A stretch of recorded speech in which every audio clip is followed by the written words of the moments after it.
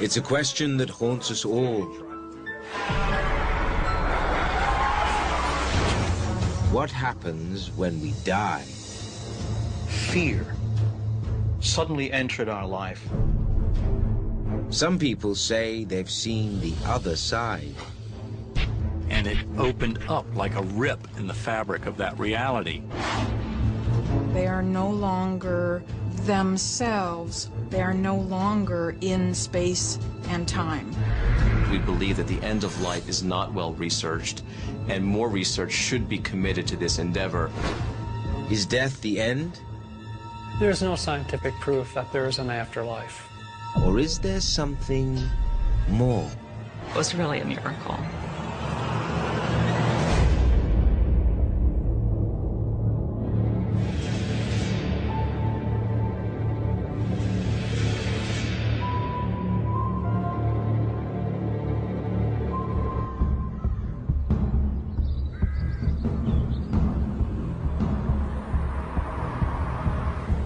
Christina Stein is a 19-year-old on her way to help teach kindergarten.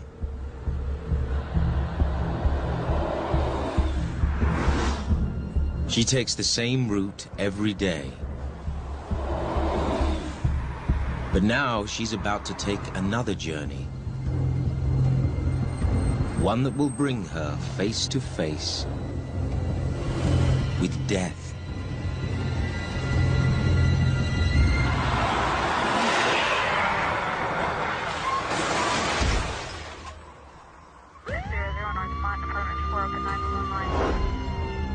It takes an hour and a half to cut Christine from the wreckage.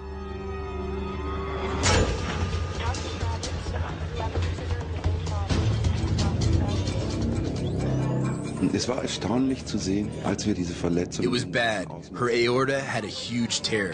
She was bleeding internally. It really seemed like a miracle that the girl wasn't already dead by the time she got to the hospital. Lebend ins Krankenhaus gekommen. Wir waren in der Nähe des Herzens beschäftigt. We were working near the heart to stop the bleeding. And suddenly, her heart stopped beating.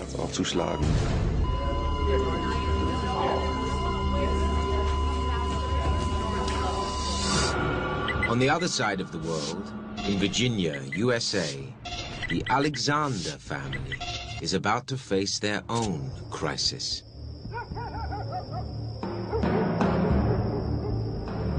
That Sunday night, we thought perhaps Eben was getting sick. We thought, oh, he's getting the flu too. But we didn't think that much of it. A little bit of cough, but so did the rest of the family. And then that night went to sleep fine. But neurosurgeon Dr. Eben Alexander wakes up with pain far beyond a simple cold. The next time I went back up and I just peeked in to check on him. And he was having a seizure. He was writhing, just really, really agitated and shaking. And I said, say something. And he couldn't say anything. And so I immediately called 911. They took him in an ambulance over to the hospital. He was so violently agitated at that point. It took 9 people to hold him down, to put in the IVs. Then, Dr. Alexander falls into a deep coma. It was rough.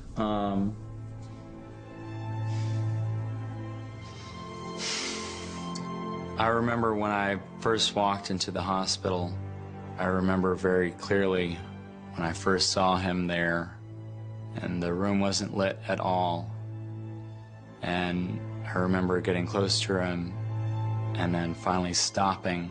It just looked like all of the life had been sucked out of his face.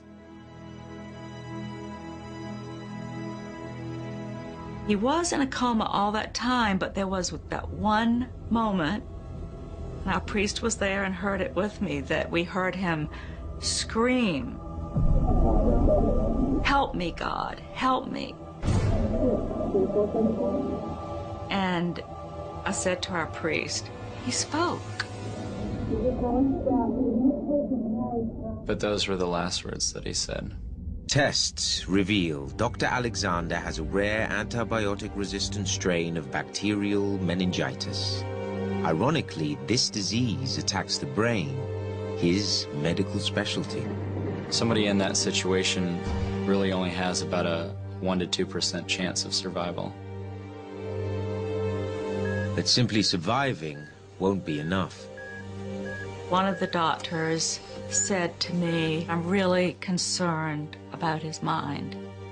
That meant that his body could survive, but he would be a vegetable, that his mind would not be there. And that brought on a bout of tears. Probably that was my worst moment that week.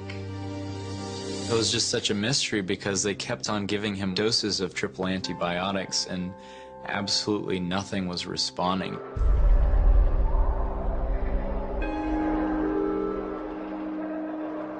I definitely thought he might not make it. Eben Alexander is slowly inching toward death. For the vast majority of time, death is a process. It's not a moment in time. Most of us actually think of the moment of death as when your brain dies. That's when you're actually, as a human, likely dead. And that moment in time is not clinically easily delineated. Eventually, life runs out. They reach a point where the blood pressure goes to 0. They no longer have a blood pressure, and their breathing stops. This then usually is still accompanied by the heart giving electrical activity.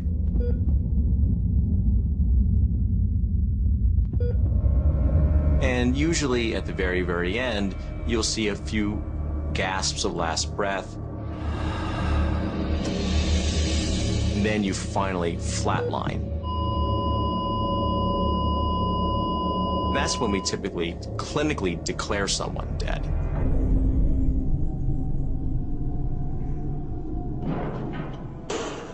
There have been situations when a patient is thought to be dead and then is able to resuscitate themselves or comes back.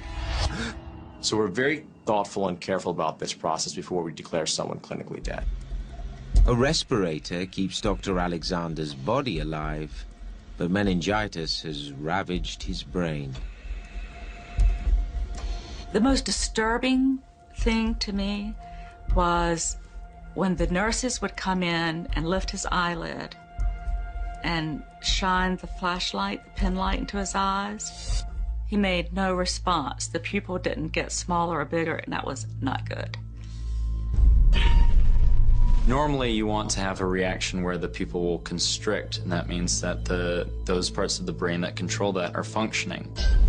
The fact that his pupil response was not there, it means that the bacteria had gone so far as to affect some of these more resilient structures in the brain. To his family, Dr. Alexander is virtually brain dead. In Germany, Christina's doctors are also losing their battle. Her heart will not restart. She has just minutes before her brain too shuts down. Es wurden Defibrillationsschocks. We were trying to jumpstart her heart with a defibrillator. Zum Schlagen zu bringen. Gleichzeitig And we gave her several drugs. Seite mehrere Medikamente. Der Patientin hatte zu viel Blut. The patient had lost too much blood. Her organs weren't getting enough. Wo kein Mensch und ich am wenigsten We really didn't think we could save her. sein können. Because Christina's heart has stopped pumping, many would consider her dead. Yet something seems to be happening with her mind.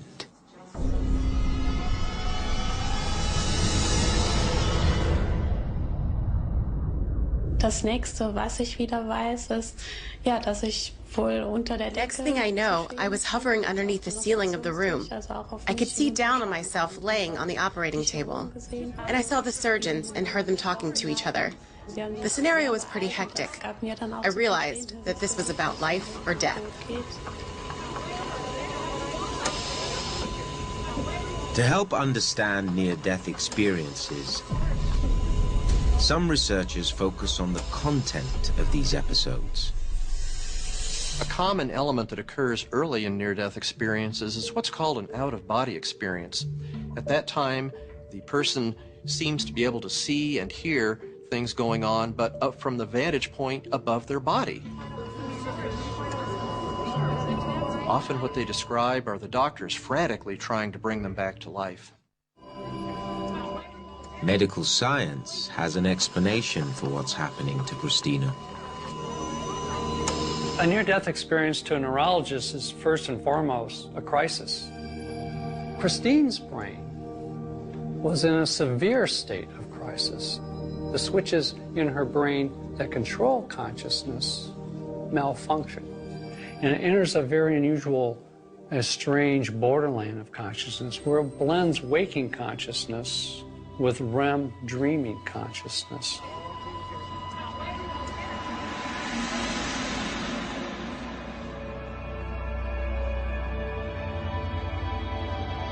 As they leave the body, they begin to traverse this connection. They begin to travel from what this life is to what there would be beyond this life, after this life, outside of this life.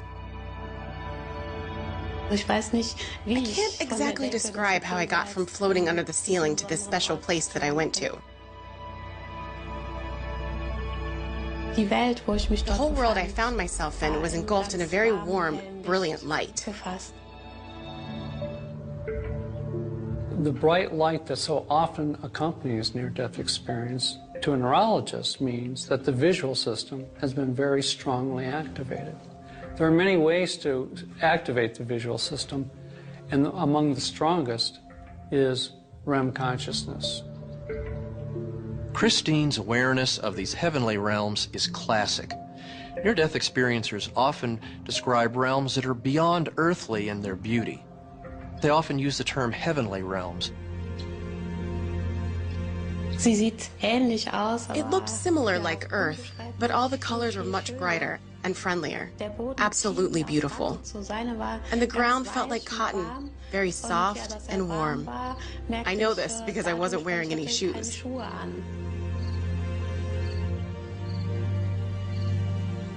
I was wearing this beautiful, long, pale blue gown. I thought that was strange because I didn't own a dress like that.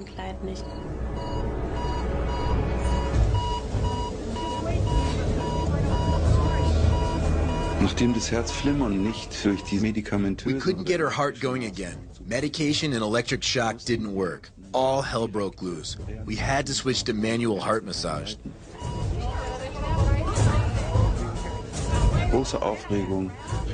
But we just weren't able to restore any circulation. I remember I even begged God to help us because I thought we had no chance to save this young girl.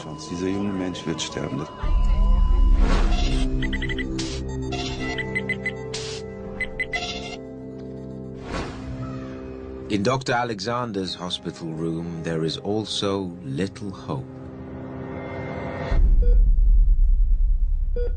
But then,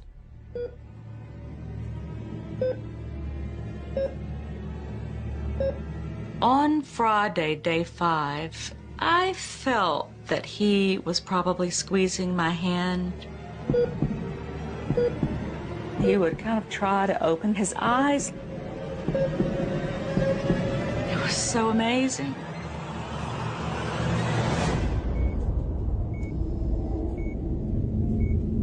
He actually did open his eyes, went to pull the tube out of his mouth, and then he was breathing on his own. The doctors said, there's been some help here other than us.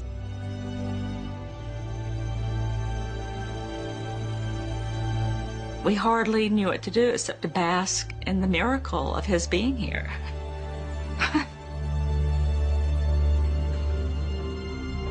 But soon, the family realizes that despite the miracle, something seems off. Even from the first few seconds when I was talking with my dad, I could tell that something wasn't right. He almost seemed like a zombie.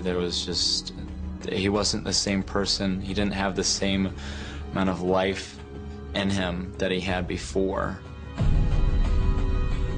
That was probably one of the scariest points, seeing, all right, now that he's back, is this who he's going to be for the rest of his life? Did it really take a toll that bad on him?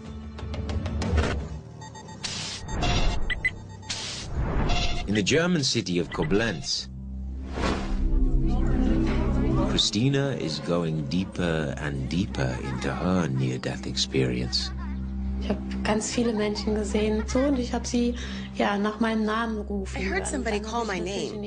I looked into that direction and saw two people coming towards me.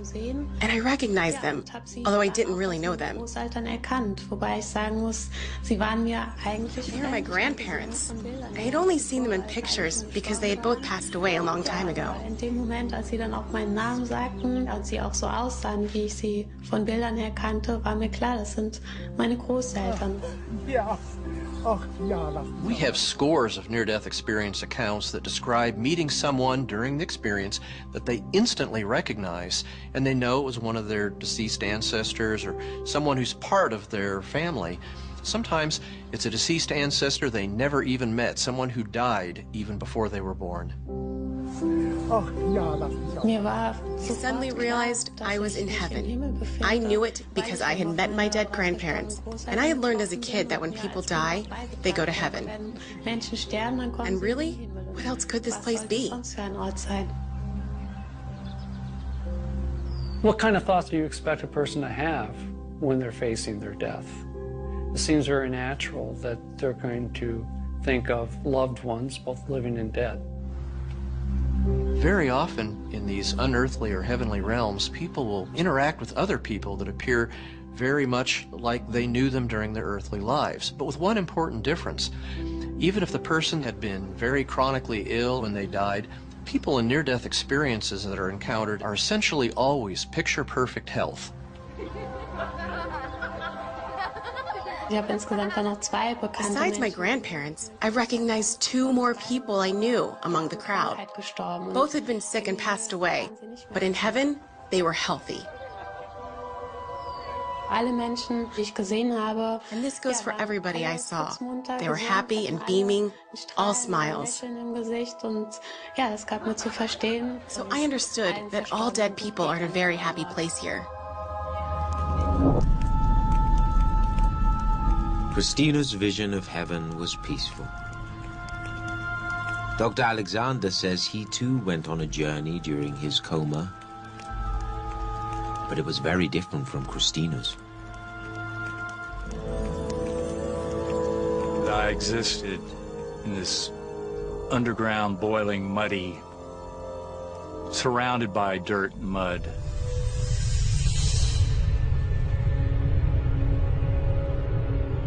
I had no memory whatsoever of my human life, had no words, no language, and just this pounding, monotonous machinery-type sound deep beneath me. A strong sense of roots, black, fine roots.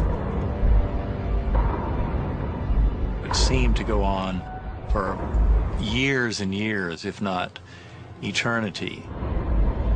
Dr. Alexander's near-death experience is far darker than most. A few percent of near-death experiences contain frightening imagery and are actually frightening to the near-death experiencer. Now, we don't know why some people have a frightening near-death experience and some don't. It doesn't seem to have anything to do with that individual's prior lifestyle, their beliefs, anything at all. While doctors try to save Christina, her near-death experience is about to take an abrupt turn. Very typically, there's a dialogue, often with other people with them, about returning to their earthly body. Meine Großeltern sagten mir dann, My grandparents told me, your time has not come yet. You have to go back and fulfill a great mission in your life.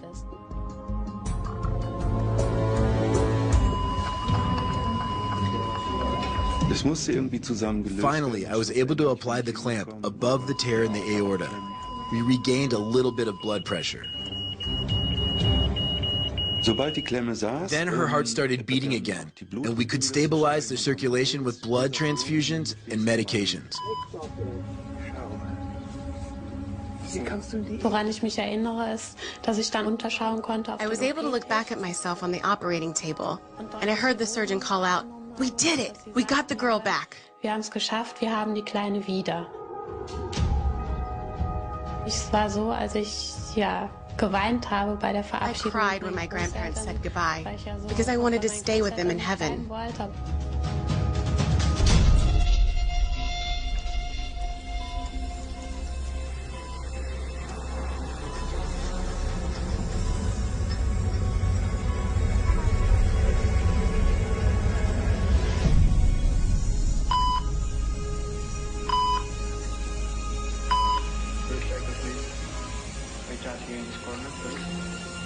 Nach etwa 2 Stunden waren wir mit dem Eingriff eigentlich zu Ende. After about 2 hours, we were finished with the surgery. Ob wir rechtzeitig genug gewesen waren. Christine was stable, Des Kreislaufstillstandes. but we had no idea whether we had done it in time or she would end up with brain damage.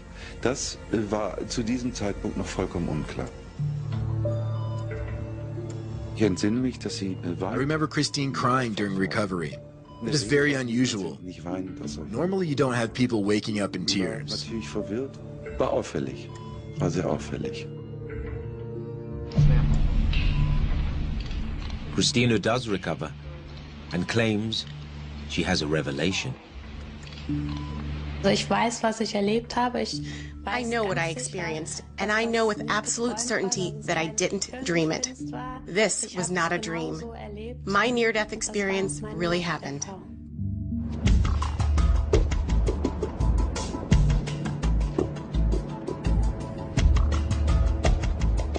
Hier war nun ein Mensch, den ich persönlich kannte, den ich sogar... Here's someone I know personally, one of my patients, who tells me that she watched the desperation on the operating table. That's pretty incredible. But she really described it just like it happened. Original wiedergegeben. When someone is in crisis and lying in a hospital bed, they may appear comatose to the medical staff because they're not moving, but in fact, they're taking in a very hyper-alert state, everything that's going on around them. They'll hear conversations, they'll know who's in and out of the room, they'll see things through half-open eyes. From this, they may form memories, maybe very accurate memories, and it can become part of a near-death experience. Still, it's hard to believe someone can float 2 meters above the operating table and hear everything we say. It's tough to accept that, although I think Christine is a credible and totally genuine person. It actually scared me that she talked about this kind of stuff. I can only speak about near-death experiences from my personal point of view because, as a medical doctor, I have to reject them. There's no hard evidence. Come on, it sounds like gibberish, nonsense. Angels singing, bright lights and tunnels, and everything is great? It can't be. It must be some sort of delusion.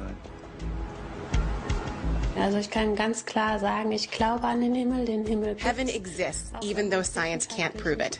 It's not just in my mind, it's reality. In meinem Gehirn, ist Realität. Nehmen den meisten Menschen das ab.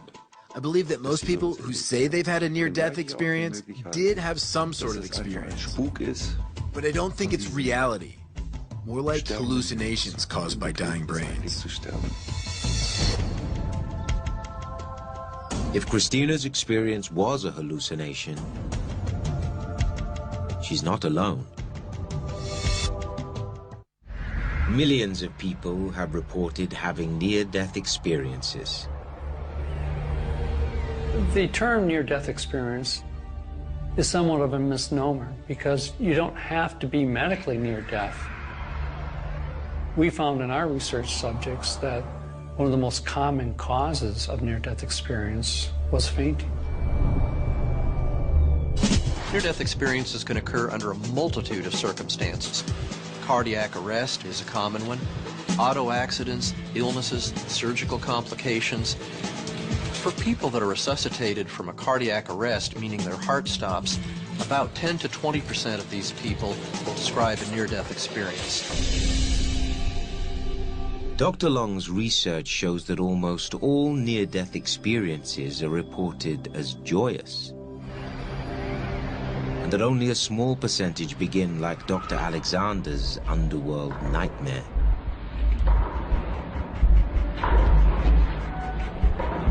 I have no memory of my life. I have no words, no language, no knowledge of humans or this universe. Just this bubbling, foamy, dark underground. Suddenly, Dr. Alexander's experience changes. And then, out of nowhere came this spinning melody of light.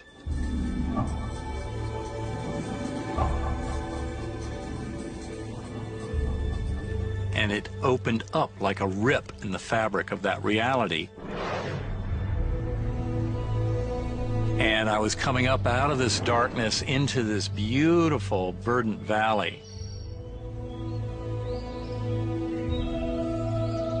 And I was a speck on a butterfly wing.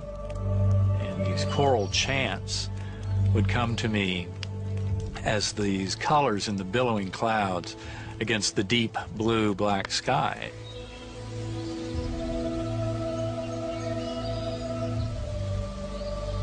One of the most precious memories was that indescribable comfort of that unconditional love, with the divine presence coming through the entire scene, and this incredible understanding of that. You are here to learn many things, but you're not here to stay. You'll be going back. Many people who have had NDEs come back and they are completely flummoxed by how powerful that love is at its very core. And I think just being able to convey that to this world in meager language that we have to try and describe things. After his coma, he has not necessarily become more religious, but he's definitely become more spiritual.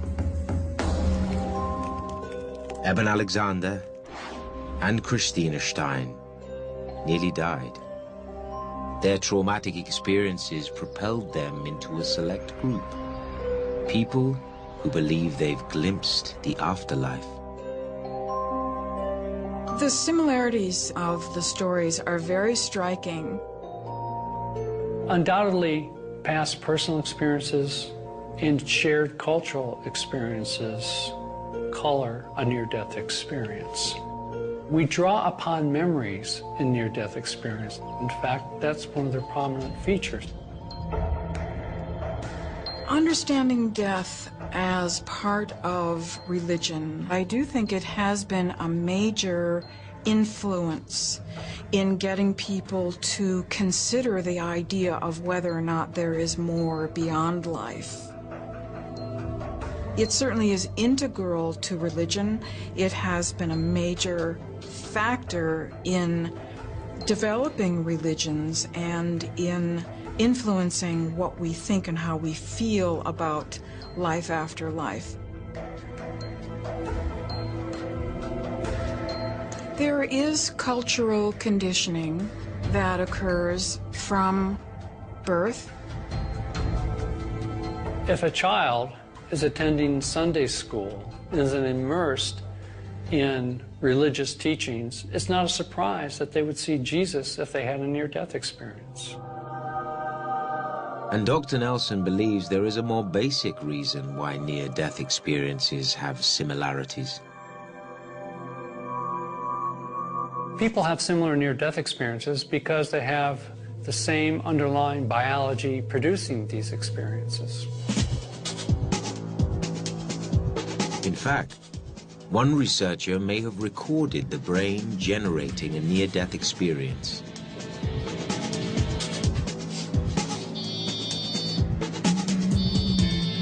I'm an ICU physician. We take care of critically ill patients. These are the sickest patients in the hospital. And to some degree, some of these patients are so sick they're beyond our medical care, and they pass away. We try very, very hard to make sure our patients die pain-free. That generally means that we give them an adequate amount of pain medication. In order to make sure that our patients are comfortable, we often use an EEG monitor that helps us know what the level of consciousness for our patients. As the patient approaches death, the level of consciousness as measured by these EEG devices goes down to very low levels and then eventually goes to zero. So at this point, they're no longer breathing. And this is essentially a patient who has now passed away. After they die, the patient's monitor shows a surge in brain activity.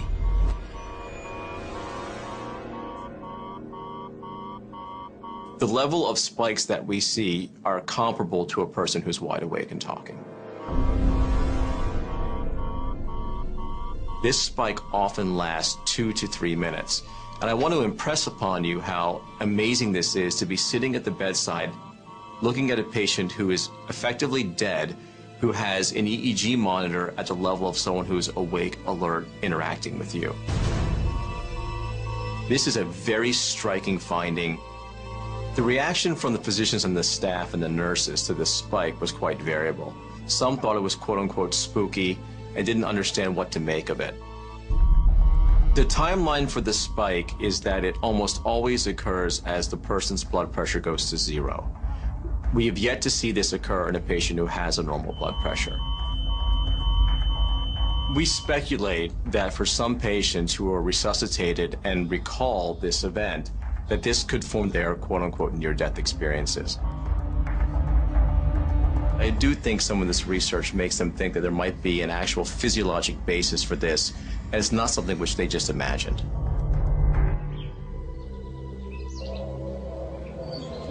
Dr. Alexander disagrees. He now believes consciousness occurs outside our bodies, and that this accounts for the experiences he had during his coma.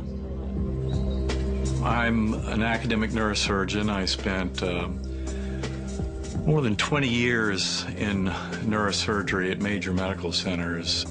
The longer I was in that field, the harder it was for me to see any way that consciousness could exist after the brain and the body died, because I thought that the brain was necessary for supporting consciousness. And then I had a profound near-death experience.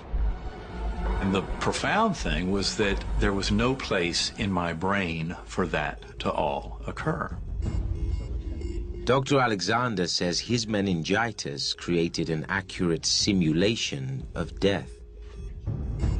The reason that meningitis is such a perfect model for human death is that meningitis attacks the whole outer surface of the brain, the part that makes us human. The top layer of the brain, neocortex, controls thinking and language. These are my CT scans from the third day of my illness. What we're looking at here is that there's pus all over the surface of the brain and going down into these fissures, these little cracks that you can see here. Dr. Alexander is convinced he had conscious thoughts, even when the meningitis shut down his brain. So the meningitis, by wiping out the neocortex, inactivating my entire neocortex over that week, made it impossible for that kind of rich, incredible experience to happen in my brain. It strongly suggests that rich conscious awareness can occur completely independently of the brain. But Dr. Nelson remains skeptical. There's no evidence that experience can exist outside of the brain, and there's no way that Dr. Alexander or anyone else can know when these memories came to him. It could have been during his recovery. In fact, he himself understood that his sense of time was lost.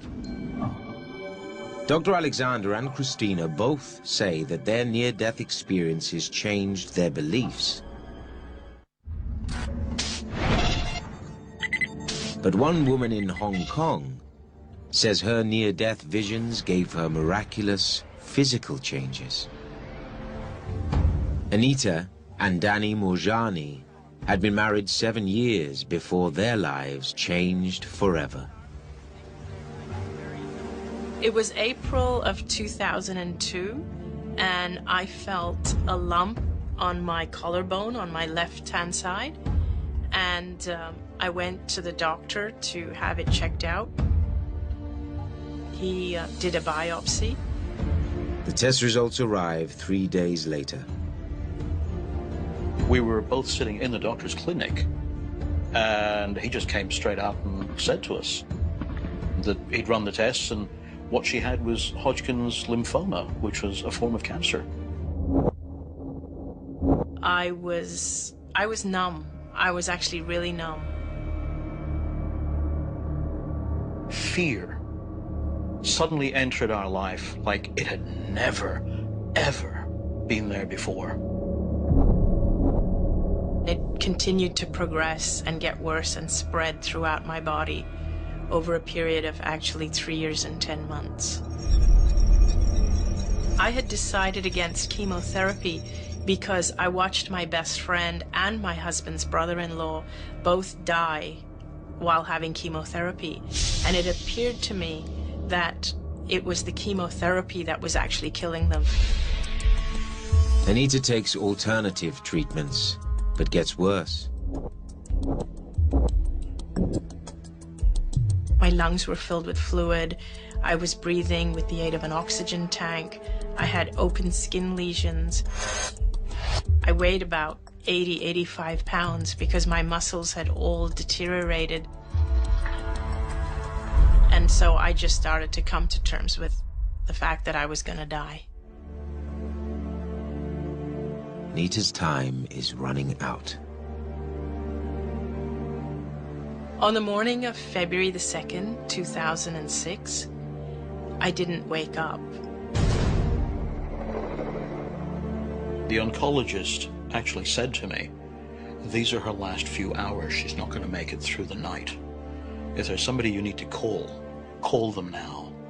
And I think it was at that moment that I felt, I guess you could say, I almost felt the life drained out of me. Throughout the night, Anita seemed lifeless, but her mind was churning. During this experience, I felt as though I crossed over into another dimension where I became aware of things far beyond that hospital room where I was in. Anita Moorjani has vivid memories of seeing the afterlife. I became aware of my best friend who I had lost to cancer. I had been in a lot of guilt because I didn't spend her last days with her because it was too painful for me to watch her die when I was dealing with my own illness. When I met her in the other realm, all I felt from her was unconditional love and understanding. She completely understood why I wasn't there, and it was just really amazing. It was such a relief for me.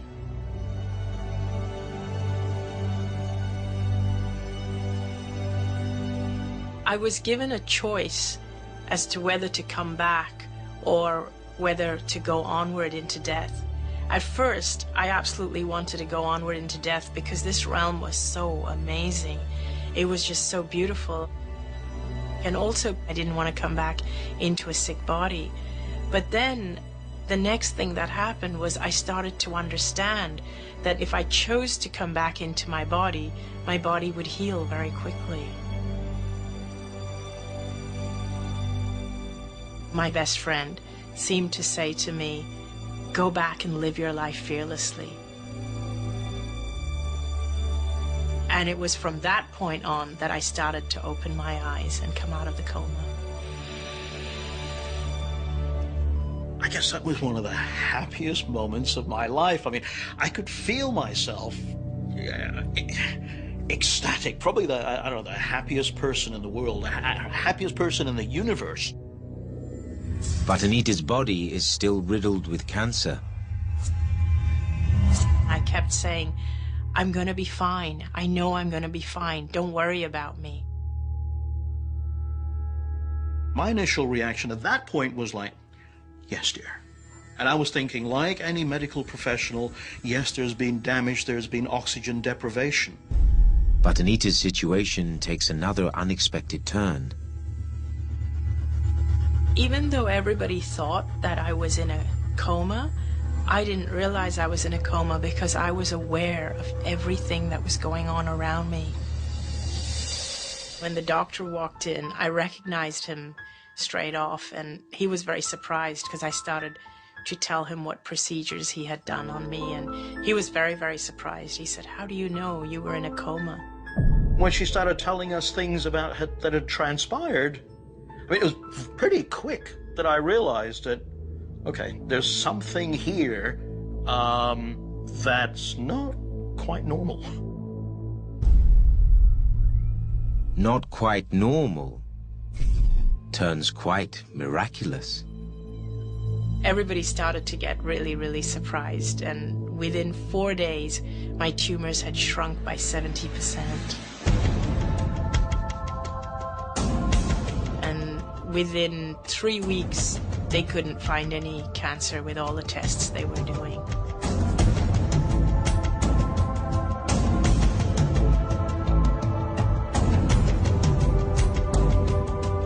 There's some medical literature describing how rare spontaneous regression of malignancy is. Now, that happens perhaps only 1 in 100,000 cases. And by regression, I just mean the cancer gets smaller. For it to completely go away is even much rarer yet. Several doctors looked into my case after this happened, and each doctor has come up with a different explanation. The doctors that treated me, they feel that it was their treatment. I believe it was my altered state of consciousness. As soon as I realized the truth of who I really am, I knew that I would be healed. Anita has associated two very fortunate things, her near-death experience and her cancer remission. Although she had them together, that doesn't mean that they're related by cause. Anita Moorjani, Christina Stein, and Eben Alexander all came within a breath of dying. They returned to health, convinced they had a glimpse of life after death. It was just absolutely stunning. I really feel that when I talk to people about this, that I'm simply reminding them of something that they know at a very deep level. Life after death defies current scientific reasoning. This topic seems rather esoteric, and there's a lot of anxiety and insecurity surrounding it, but there's absolutely zero science. The belief in proof of heaven is a matter of faith, not a matter of science. Real or not, near-death experiences have real-world effects. Life after our lives has given people hope.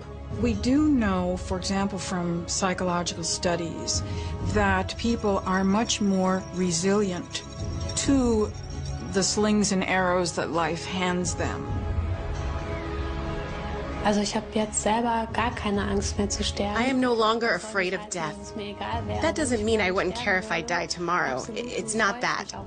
I look forward to dying when I'm old, because I know that there will be something else after this life, and I have seen it. And that is a really wonderful and comforting thought for me.